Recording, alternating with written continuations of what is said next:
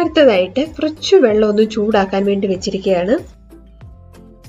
ഇതിലേക്ക് നമ്മൾ ഉരുണ്ട ശർക്കര നന്നായിട്ടൊന്ന് ചീകിയെടുത്തിട്ട് ഇതിലേക്ക് ചേർക്കാം. അഴുക്കൊക്കെ ഉള്ള ശർക്കരയാണെങ്കിൽ നന്നായിട്ടൊന്ന് ശർക്കര ഉരുകിയ ശേഷം ഒന്ന് അരിച്ചെടുക്കണം. അരിച്ചെടുത്ത ശേഷം ബാക്കി ഇതേപോലെ അങ്ങ് ചെയ്താൽ മതി. ഇപ്പോൾ നമ്മൾ ഉരുണ്ട ശർക്കര ചേർത്തിരിക്കുകയാണ്. ഇനി ഇതിലേക്ക് ഒരു നുള്ള് ഉപ്പ് ചേർക്കാം. അടുത്തതായിട്ട് 4 ഏലക്ക ഒന്ന് പൊടിച്ച് ചേർക്കാം. കുറച്ച് പഞ്ചസാരയുടെ കൂടെ ഏലക്ക ഒന്ന് പൊടിച്ചിട്ട് നമുക്ക് ഈ ശർക്കര മിക്സിലേക്ക് ചേർക്കാം.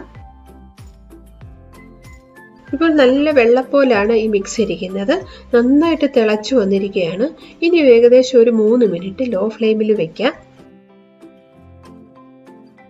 ഒരു 3 മിനിറ്റ് ആകുമ്പോഴേക്കും കുറച്ച് വെള്ളം